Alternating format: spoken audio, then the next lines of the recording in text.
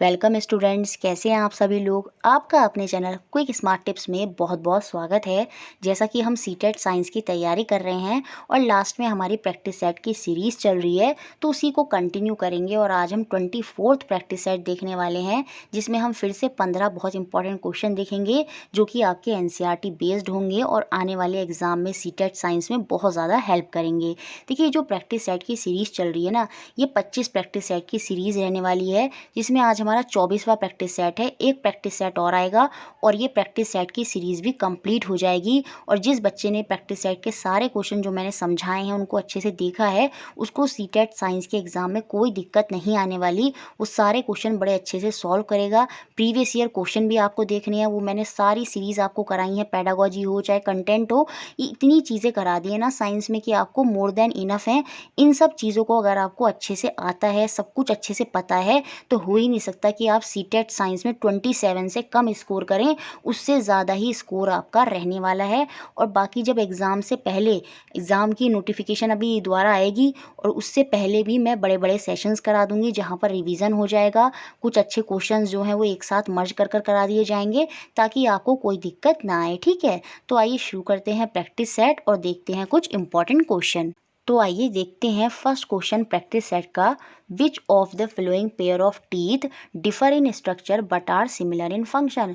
निम्नलिखित में से कौन सा दांत संरचना में भिन्न है लेकिन कार्य में समान है। थोड़ा सा इसको समझ लेते हैं। देखिए, जो हमारे आगे वाले 4 दांत होते हैं ऊपर के और 4 दांत नीचे के, ये हमारे इंसीजर होते हैं, कृंतक होते हैं, और जिनकी संख्या कितनी होती है, 8 होती है।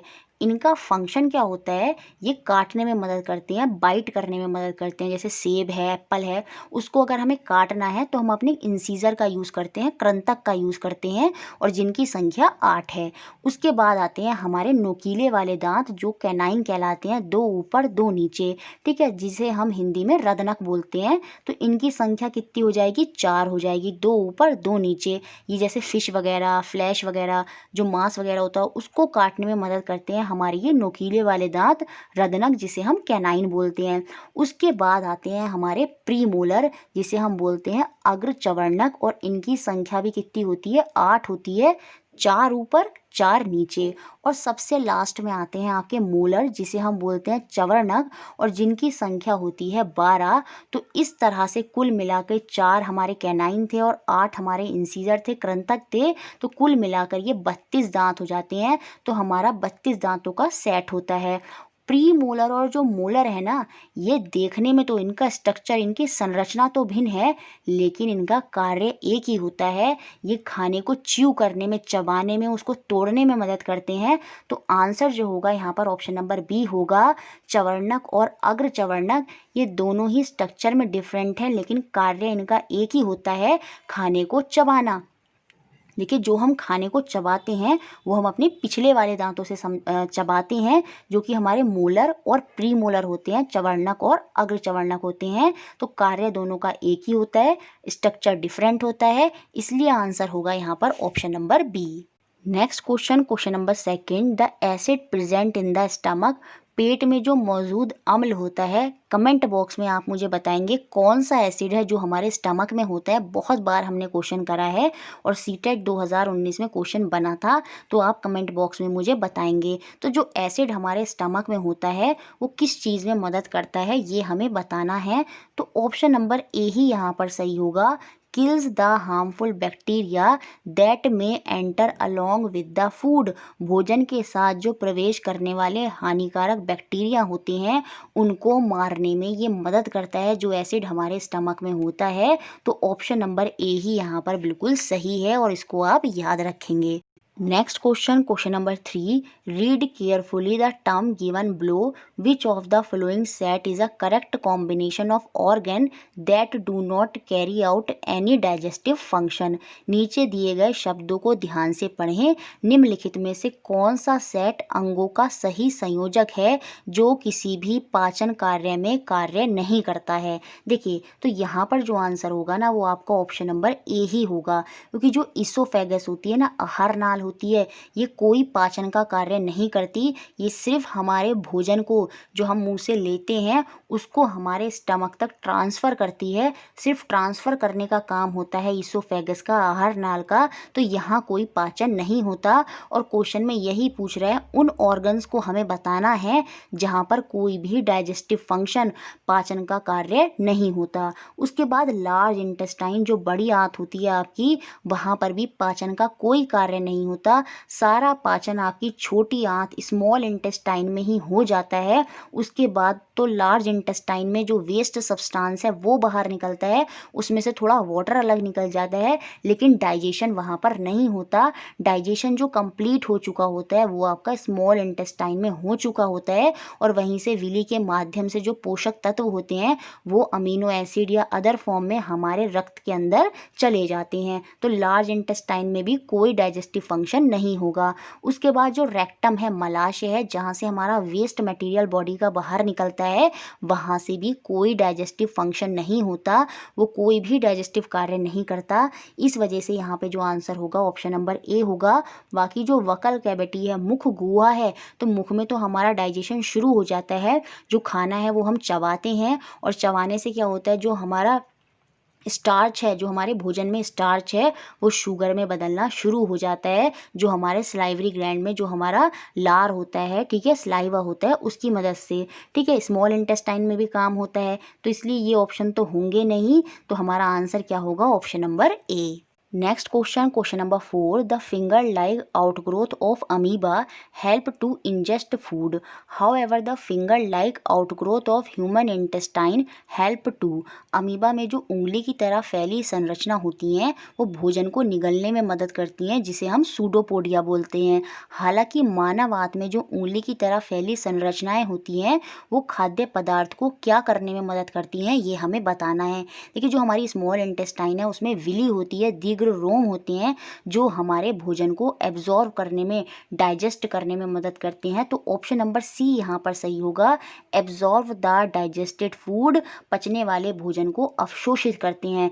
जब भोजन पच जाता है तो वो अमीनो एसिड और बहुत सारी ग्लिसरॉल और बहुत से एसिड निकलते हैं भोजन में से, और वो भोजन हमारे दिग्रोम विली की सहायता से, वहाँ से विली उनको क्या करती है, उन पोषक तत्वों को एब्जॉर्ब करती है और वहाँ से फिर हमारे रक्त में उनका प्रभाव कर देती है, ब्लड में उनको भेज देती है। तो यहाँ पर जो डाइजेस्टेड फूड है उसको एब्जॉर्ब करने का काम जो होता है वो विली का होता है। और ये जो विली होती हैं ये फिंगर लाइक आउटग्रोथ ही होते हैं, उंगली की तरह फैली संरचना होती हैं जो हमारी स्मॉल इंटेस्टाइन, छोटी आंत में होती हैं।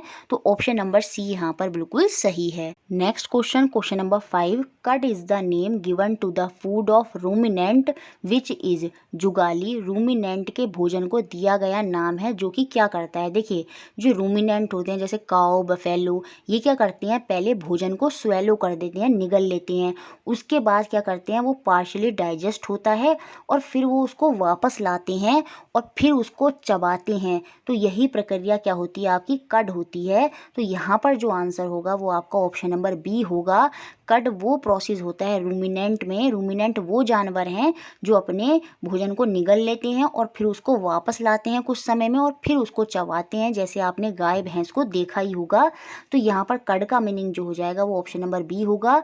भोजन को निगल लिया, स्वेलोड कर दिया और वहाँ पर जाकर वो पार्शली डाइजेस्ट होता है, आंशिक रूप से पच जाता है और फिर जब वो वापस आता है तो वही आपका कड होता है। तो ऑप्शन नंबर बी यहाँ पर बिल्कुल सही है। Next question, question number 6, choose the correct order of terms that describe the process of nutrition in ruminant. उन शब्दों का सही क्रम चुनें जो जुगाली करने वालों में पोषण की प्रक्रिया का वर्णन करते हैं। रूमिनेंट वही हैं जो जुगाली करेंगे और जुगाली कड क्या होता है, जिस भोजन को वो निगल लेते हैं और वो कुछ रूप से, पार्शियली रूप से थोड़ा सा डाइजेस्ट हो जाता है और फिर वो कड, वो क्या बन गया, कड बन गया, जो स्वेलो करा हुआ अधपका थोड़ा सा डाइजेस्टेड भोजन है उसको फिर वो वापस वापस लाते हैं और फिर उसको धीरे धीरे वो चबाते हैं। तो वो च्यूइंग ऑफ कड जो है काफ़ी बाद में करते हैं। सबसे पहले क्या करेंगे, वो स्वेलोइंग करेंगे, निगलेंगे। उसके बाद क्या होता है, पार्शियल डाइजेशन होता है, आंशिक पाचन होता है। और वो जो आंशिक पचा हुआ भोजन है जो उन्होंने निगला है, वही दोनों मिलकर आपका क्या कहलाता है, कड कहलाता है, जुगाली कहलाता है। और फिर वो उसको वापस लाते हैं अपने स्टमक से और उसकी च्यू करते हैं, उसको चबाते हैं और उसके बाद उनका कंप्लीट डाइजेशन होता है, पूर्ण पाचन होता है। तो ऑप्शन नंबर ए ही यहाँ पर बिल्कुल सही होगा। यहाँ पर लिख दिया सीड का चबाना, ये होगा यहाँ पर जुगाली का चबाना या जुगाली करना। जुगाली करना वही होता है जो अपना कड है उसको फिर से वो क्या करते हैं, वापस लाते हैं और चबाते हैं। तो याद रखिए प्रोसेस कैसे होता है, पहले स्वेलो करेंगे, फिर थोड़ा सा भोजन जो है वो आंशिक रूप से पचेगा, फिर उसको वापस लाएंगे, फिर उसको च्यू करेंगे और उसके बाद उनका कंप्लीट डाइजेशन होगा, पूर्ण पाचन होगा। तो ऑप्शन नंबर ए यहाँ पर बिल्कुल सही है। Next question, question number 7, organisms which prepare food for themselves using simple naturally available raw material are refer to as. प्राकृतिक रूप से उपलब्ध कच्चे माल का उपयोग करके अपने लिए भोजन तैयार करने वाले जीवों को क्या कहते हैं। इसके अंदर वो जीव आ जाएंगे जो हमारे प्लांट हो गए। प्लांट क्या करते हैं, जो नेचुरली रॉ मटेरियल है जैसे सनलाइट है उसका यूज़ करते हुए क्या करते हैं, फोटोसिंथेसिस करते हैं, अपना भोजन स्वयं बनाते हैं। और ऐसे जीव आपके क्या कहलाते हैं, ऑटोट्रॉप कहलाते हैं, स्वपोषी कहलाते हैं। तो ऑप्शन नंबर बी यहाँ पर बिल्कुल सही है। बाकी अगर मैं बात करूँ हेट्रोट्रॉप्स की, विषमपोषी, तो जो ह्यूमन हैं, एनिमल हैं, जो इन ऑटोट्रॉप को कंज्यूम करते हैं, जो डायरेक्ट खाना खुद से नहीं बनाते, दूसरों पर डिपेंड होते हैं, वो आपके हेट्रोट्रॉप होते हैं, विषमपोषी होते हैं। पैरासाइट जो होते हैं, परजीवी होते हैं, वो दूसरों का पोषक तत्व अपने अंदर लेते हैं और उनको कोई पोषक तत्व वापस में नहीं देते। जैसे हमने कॉस्कुटा के बारे में पढ़ा था, और ये जू वगैरह होती है, ठीक है, ये जो खटमल वगैरह हैं, ये सारे एग्जाम्पल किसके होते हैं, पैरासाइट के होते हैं। ये किसी होस्ट पर डिपेंड होते हैं और वहीं से अपने सारे पोषक लेते हैं। तो वो आपके परजीवी होते हैं, पैरासाइट होते हैं। उसके बाद आते हैं आपके सैप्रोफाइट, जो क्या होते हैं, जो डेड और डिकेइंग एनिमल होते हैं वहाँ से पोषक लेते हैं, वो आपके सैप्रोफाइट हो जाएंगे। जैसे फंगस वगैरह हो गई है ना, बैक्टीरिया वगैरह हो गई, ये क्या करते हैं, जो सड़े गले भोजन होता है वहाँ से न्यूट्रिशन लेते हैं, तो वो आपके सैप्रोफाइट हो जाएंगे। तो इस तरह से मैंने चारों बता दिए, लेकिन यहाँ पर आंसर क्या है, ऑप्शन नंबर बी, ऑटोट्रॉप्स, स्वपोषी। Next question, question number 8, pitcher plant trap insect because it. Pitcher plant जिसे हम घटपर्णी बोलते हैं, वो इंसेक्ट को, जो कीड़े मकोड़े होते हैं उनको ट्रैप करता है, उनको फंसाता है, यहाँ पर लग जाने देता है लिख दिया है, लेकिन यहाँ पर होगा कीड़ों को जो अपने अंदर फंसाता है। वो ऐसा क्यों करता है, क्योंकि वो जिस सॉइल में रहता है वहाँ पर नाइट्रोजन तो होती नहीं है, तो वो इंसेक्ट को ट्रैप इसलिए ही करता है ताकि उसको नाइट्रोजन मिल जाए। तो pitcher plant trap insect because it grows in soil which lack in nitrogen. ये ऐसी मिट्टी में उगता है जहाँ नाइट्रोजन की कमी होती है, क्योंकि ये फोटोसिंथेसिस में अपना भोजन स्वयं तो बना लेता है, लेकिन इसको नाइट्रोजन नहीं मिल पाती, क्योंकि सॉइल, जिस सॉइल में ये उगता है वहाँ पर नाइट्रोजन होती ही नहीं है। तो अब इसको नाइट्रोजन मिलेगी कहाँ से, वो मिलती है इसको इंसेक्ट से, कीड़े मकोड़ों से, जिनको ये ट्रैप करता है, अपने अंदर फंसा लेता है। ठीक है, तो यहाँ पर जो आंसर होगा ऑप्शन नंबर बी होगा। Next question, question number 9, the term that is use for the mode of nutrition in east, mushroom and bread mould. Bread mould क्या है, जो सड़ा हुआ भोजन ब्रेड है उसके ऊपर जो फंगी लग गई है, तो वो सारे जो न्यूट्रिशन लेते हैं वो टर्म क्या कहलाता है, वो होते हैं आपके सैप्रोफाइटिक मृत जीवी। क्योंकि ये अपना न्यूट्रिशन कहाँ से लेते हैं, जो सड़ा गला भोजन होता है, डेड एंड डिकेइंग भोजन होता है, वहाँ से ये अपना न्यूट्रिशन लेते हैं। कौन, ईस्ट, मशरूम और ब्रेड मोल्ड के अंदर आपका आ गया फंगाई। तो ये तीनों के तीनों क्या कहलाते हैं, जहाँ से ये न्यूट्रिशन ले रहे हैं, पोषण ले रहे हैं, वो तरीका होता है इनका सैप्रोफाइट मृत जीवी। तो ऑप्शन नंबर सी यहाँ पर बिल्कुल सही है। Next question, question number 10, two organism are good friend and live together, one provide shelter water and nutrient while the other prepare and provide food. Such an association of organism is termed as। दो जीव अच्छे दोस्त हैं, एक साथ रहते रहते हैं एक आश्रय रहने का स्थान, पानी, पोषक तत्व प्रदान करता है, जबकि दूसरा भोजन तैयार करता है और उसको देता है। जीवों के इस तरह के जुड़ाव को हम क्या बोलते हैं? इसको हम सिम्बोयसिस बोलते हैं, सहजीविका या सहजीवन कहा जाता है। तो ऑप्शन नंबर डी यहाँ पर बिल्कुल सही है और इसका उदाहरण हमने नोट्स में पढ़ा है। जो लाइकेन होता है, जो लाइकेन पेड़ों की छाल पे आ जाता है लाइकेन, जिससे हमें लिटमस का अर्क मिलता है, ये भी हमने पढ़ा है, जो रंग निर्धारण के लिए मदद करता है केमिस्ट्री में। तो वो जो लाइकेन है ना, उसमें दो जीवों का कंट्रीब्यूशन होता है, दो ऑर्गेनिज्म का कंट्रीब्यूशन होता है। एक तो होता है आपका एल्गी, जो होता है शैवाल। एल्गी का काम क्या होता है? ये भोजन को बनाता है, क्योंकि जो एल्गी होता है वो फोटोसिंथेसिस में भोजन बना सकता है। तो एल्गी तो भोजन बनाता है। और जो फंगाई, जो दूसरी तरफ फंगाई होती है, वो क्या करती है? इसको रहने का स्थान और दूसरे पोषक तत्व प्रदान करती है। तो इस तरह से एक दूसरे से रिलेशन रखते हैं और एक साथ मिलकर रहते हैं। तो यही रिलेशन आपका सिम्बोयसिस कहलाता है, सहजीविका कहलाता है। तो ऑप्शन नंबर डी यहाँ पर बिल्कुल सही है। Next question, question number 11, match the organism given in column 1 with their mode of nutrition given in column 2। Column 1 में कुछ ऑर्गेनिज्म दिए हैं और उनके मोड ऑफ न्यूट्रिशन की वजह से वो क्या क्या कहलाते हैं, उसका मिलान हमें कॉलम 2 से करना है। सबसे पहले है ए में मैंगो ट्री। देखिए, मैंगो ट्री सिंपली सनलाइट के प्रेजेंस में फोटोसिंथेसिस करता है, अपना भोजन स्वयं बनाता है। तो इस वजह से ये हो जाएगा ऑटोट्रॉप, स्वयपोषी। तो ए का मिलान तो हो जाएगा थर्ड के साथ, जो कि हमारा पहले ऑप्शन में, तीसरे ऑप्शन में और चौथे ऑप्शन में है। उसके बाद बात हम करेंगे मशरूम की। अभी मैंने पीछे बताया था मशरूम है, ईस्ट है और ब्रेड मोल्ड है, जिसमें फंगाई आ जाती है। ये सारे के सारे सड़े गले डेड और डिकेइंग एनिमल या प्लांट से अपना भोजन लेते हैं, न्यूट्रिशन लेते हैं, पोषक तत्व लेते हैं, और यही वजह से ये क्या कहलाते हैं? सैप्रोफाइट कहलाते हैं। तो बी का आपका क्या हो जाएगा? 4 हो जाएगा, जो कि हमारा ऑप्शन नंबर थर्ड में ही दे रखा है और यही हमारा आंसर हो जाएगा। पिचर प्लांट की अगर मैं बात करूं, ये इंसेक्ट को, कीड़े मकोड़ों को ट्रैप करता है। तो ये क्या कहलाता है? इंसेक्टिवोरस प्लांट कहलाता है। तो सी का मिलान हो जाएगा 1 के साथ। उसके बाद है कॉस्कुटा, जिसे हम अमर बेल भी बोलते हैं। ये आपकी पैरासाइट होती है, परजीवी होती है, जो किसी पेड़ के ऊपर चढ़ जाती है और उस पेड़ से ही अपने पोषक तत्व को लेती है। तो कॉस्कुटा क्या है? पैरासाइट है, परजीवी है। उसके बाद अगर मैं एलिफेंट की बात करूं, तो ये सेकंड नंबर से मिलान हो जाएगा, हेटरोट्रॉप है, क्योंकि ये खुद से तो भोजन बनाता नहीं है। और हेटरोट्रॉप के अंदर वो आते हैं जो दूसरों पर डिपेंड होते हैं। एलिफेंट जो है वो पेड़ पौधों को खाता है, प्लांट्स को खाता है और दूसरी चीज़ों को खाता है। तो ये दूसरों पर डिपेंड है, इस वजह से ये हेटरोट्रॉप होगा। ई का मिलान सेकंड से हो जाएगा। तो ऑप्शन नंबर थर्ड यहाँ पर बिल्कुल सही है। ए का थर्ड ऑटोट्रॉप, बी का आपका फोर्थ हो गया सैप्रोफाइट, सी का आपका फर्स्ट हो गया पिचर प्लांट के साथ इंसेक्टिवोरस प्लांट, और डी का आपका फिफ्थ हो गया पैरासाइट, और ई का आपका सेकंड हो गया heterotroph. Next question, question number 12, find the odd one out from the following. निम्नलिखित में से विषम को यहाँ पर हमें खोजना है। आंट, माइस, फॉक्स, रैबिट, चींटी, चूहा, लोमड़ी और खरगोश। देखिए, इनमें जो विषम होगा ना, वो रैबिट हो जाएगा, खरगोश हो जाएगा। क्यों? क्योंकि जो आंट, माइस और फॉक्स है, चींटी, चूहा और जो लोमड़ी है, ये तीनों के तीनों शाकाहारी भी हैं और मांसाहारी भी हैं।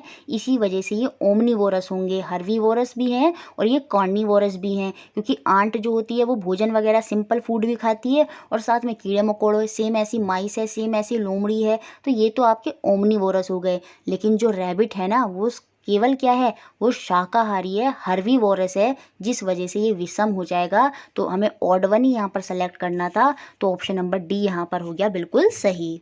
नेक्स्ट क्वेश्चन, क्वेश्चन नंबर 13, जो कि हमारा पेडागोजी से है। Saumya usually take her class 7 student on a field trip, which of the following could be the objective. Saumya अक्सर अपनी कक्षा 7 के विद्यार्थियों को क्षेत्र भ्रमण के लिए लेकर जाती है। उसके पीछे उसका क्या उद्देश्य हो सकता है, ये हमें बताना है। It provide concrete experience to the student. जी हाँ, ये विद्यार्थियों को ठोस अनुभव प्रदान करता है, क्योंकि बच्चे जब फील्ड ट्रिप पर जाते हैं तो वो सामने उन चीज़ों को देख पाते हैं जो टीचर बताना चाह रही है। तो ये ऑब्जेक्टिव तो ज़रूर होगा। जैसे ताजमहल के बारे में बताना है तो टीचर उनको ले गई और उनको वहाँ पर दिखाया कि देखो ये है। और जैसे कोई क्रॉप प्रोडक्शन के बारे में बताना है कि फसल कैसे उगाई जाती है, तो वो बच्चों को ले गई खेत में और वहाँ पर जाकर उनको दिखा रही है। तो कॉन्क्रीट एक्सपीरियंस देना चाहती है, ये बात तो बिल्कुल सही है। She can give them assignment and project for formative assessment. यहाँ पर टीचर बड़े अच्छे से बच्चों का फॉर्मेटिव असेसमेंट कर पाएगा। फॉर्मेटिव असेसमेंट में क्या होता है, बीच बीच में आकलन करना बच्चों का। जैसे किसी बच्चे में कोई कमी है या कोई चीज़ रह गई है, उसके बारे में टीचर को बड़ा अच्छे से पता चल सकता है। फील्ड ट्रिप में वो उनको कुछ असाइनमेंट प्रोजेक्ट दे देगी कि आप साथ मिलके देखो, जो जो चीज़ें आपने देखी उनको नोट करो। इस चीज़ में वो हेल्प करेगा टीचर की, किस में, उनका फॉर्मेटिव असेसमेंट करने में, उनका आकलन करने में। ये बात बिल्कुल सही है। It enhance process skill of the student. जी हाँ, यह विद्यार्थियों के प्रक्रमण कौशल को विकास करेगा, या वो उनके विकास करना चाहती है। कौन सा? प्रोसेस स्किल का। जी हाँ, जब बच्चे चीज़ों को देखेंगे कि स्टेप बाय स्टेप वो कैसे हो रही हैं, तो इससे बच्चों के अंदर भी वही चीज़ आएगी और बच्चे भी चीज़ों को प्रोसेस में करेंगे। तो वो चीज़ बच्चों के अंदर टीचर डेवलप करना चाहती है, इसलिए उनको लेकर जा रही है। ये बात भी यहाँ पर सही है। It saves her teaching time. जी नहीं, इस पर्पस से नहीं लेकर जा रही कि उसको अपने शिक्षण का समय बचाना है, तो ये ऑप्शन सही नहीं होगा। बाकी ए बी सी तीनों के तीनों सही होंगे, तो हमारा सेकंड ऑप्शन यहाँ पर सही हो जाएगा, A B and C. Next question, question number 14। Open a water tap, adjust the flow so that it form a thin stream, charge a refill, bring it near the water stream, observe what happen, write a short report on the activity, the skill developed in the student through this activity। Teacher ने बच्चों को एक activity करने के लिए दी कि आप जाइए, पानी की जो टैप है, नली है, उसको ओपन करिए और उसको कुछ इस तरह से एडजस्ट करिए कि जो उसमें से पानी निकले वो पतली धारा बना ले। कैसी धारा बना ले? पानी की पतली सी धारा वहाँ से निकले। अब आप क्या करेंगे? चार्ज या रिफिल, कोई रिफिल लेंगे जिसको आवेशित करेंगे। रिफिल से क्या मतलब है? जैसे पेन की रिफिल या कोई भी एक रिफिल लेंगे, आप उसको चार्ज करेंगे। चार्ज का मतलब या तो आप उसको अपने सिर पर रगड़ेंगे या हाथ पर रगड़ेंगे या किसी तरह से उसको रगड़ेंगे, रब करेंगे, ताकि वो चार्ज हो जाए, उसके पॉजिटिव चार्ज या नेगेटिव चार्ज जो है वो एक तरफ आ जाएं। तो इस तरह से आप रिफिल को चार्ज करेंगे और उस चार्ज रिफिल को, जो स्ट्रीम, पानी की स्ट्रीम धारा बह रही है टैप में से, उसके पास उसको लेकर जाएंगे और वहाँ पर आपको ऑब्जर्व करना है कि बताइए क्या होगा, और साथ में वो रिपोर्ट लिख कर लानी है जो आपने देखा। तो ये सारी चीज़ें कराकर टीचर बच्चे के अंदर क्या डेवलप करना चाहता है? देखिए, सबसे पहली चीज़, जब बच्चा चार्ज रिफिल को लेकर उसके पास जाएगा तो जो पानी है वो पानी की धारा भी बह रही है, तो पानी की धारा के बहाव की वजह से पानी की धारा जो है वो भी चार्ज हो जाएगी। उसके भी जो पॉजिटिव चार्ज हैं या फिर निगेटिव चार्ज हैं वो एक तरफ आ जाएंगे। सेम ऐसी जो आपकी रिफिल है उसके भी पॉजिटिव चार्ज या निगेटिव चार्ज एक तरफ आ जाएंगे, क्योंकि वो भी आपने आवेशित कर दिए, चार्ज कर दिए। तो उससे क्या होगा, जब आप उसको पानी के पास लेकर जाएंगे, या तो वो अट्रैक्ट करेगा या फिर वो प्रतिकर्षण करेगा। तो ये चीज़ तो बच्चे वहाँ पर क्या करेंगे? ऑब्जर्व करेंगे और साथ में उसको उनकी रिपोर्ट भी लिखनी है। तो इस तरह से बच्चे के अंदर क्या डेवलप होगा? एक तो अवलोकन, ऑब्जर्वेशन करना। जी हाँ, बच्चे ऑब्जर्व कर रहे हैं, देख रहे हैं, तो वो चीज़ तो उनके अंदर विकसित होगी कि चीज़ों को कैसे अवलोकन करना है। साथ में एक्सपेरिमेंटेशन, जी हाँ, प्रयोग करना, कि चीज़ों को कैसे प्रयोग करना है, चार्ज या रिफिल कैसे हम उसको पास लेकर जाएंगे। तो बच्चे के अंदर एक्सपेरिमेंटेशन स्किल को भी डेवलप करना चाहता है टीचर। जी हाँ, और साथ में क्रिएटिविटी, सृजनात्मकता, क्योंकि यहाँ पर बच्चे कोई नई चीज़ कर कर देख रहे हैं, तो आगे चलकर जब भी कोई चीज़ उनको करनी होगी तो वो ज़रूर क्रिएटिविटी वहाँ पर लगाएंगे, क्योंकि यहाँ पर भी उन्होंने कुछ क्रिएटिव किया। तो ये तीनों चीज़ें बच्चों के अंदर डेवलप करना चाहता है। और साइंस में क्रिएटिविटी, एक्सपेरिमेंटेशन और ऑब्जर्वेशन तीनों के तीनों ही बहुत इंपॉर्टेंट होते हैं। तो इसलिए यहाँ पर आंसर ऑप्शन नंबर सी होगा। Next question, question number 15। The assessment in science should focus on. विज्ञान में जो आकलन होता है उसको बल देना चाहिए किस पर? देखिए, दो तरह के असेसमेंट होते हैं, एक फॉर्मेटिव और एक सम्मेटिव।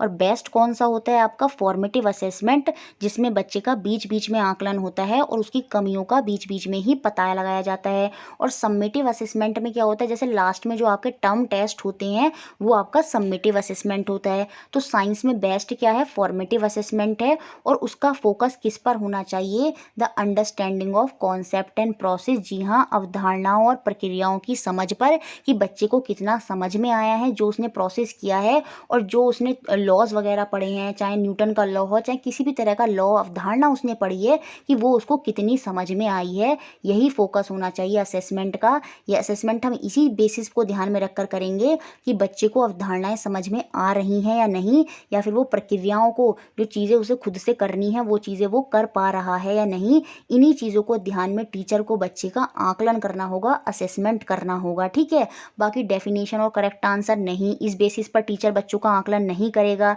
खाली इस बेसिस पर आकलन करे कि एक्सपेरिमेंट के बाद हमेशा एक्यूरेट रिजल्ट आए, जी नहीं। साइंस में एक्सपेरिमेंट में ज़रूरी नहीं है हर बार रिजल्ट सही आए, रिजल्ट गलत भी आता है। वहाँ से भी बच्चे कुछ ना कुछ सीखते ही हैं।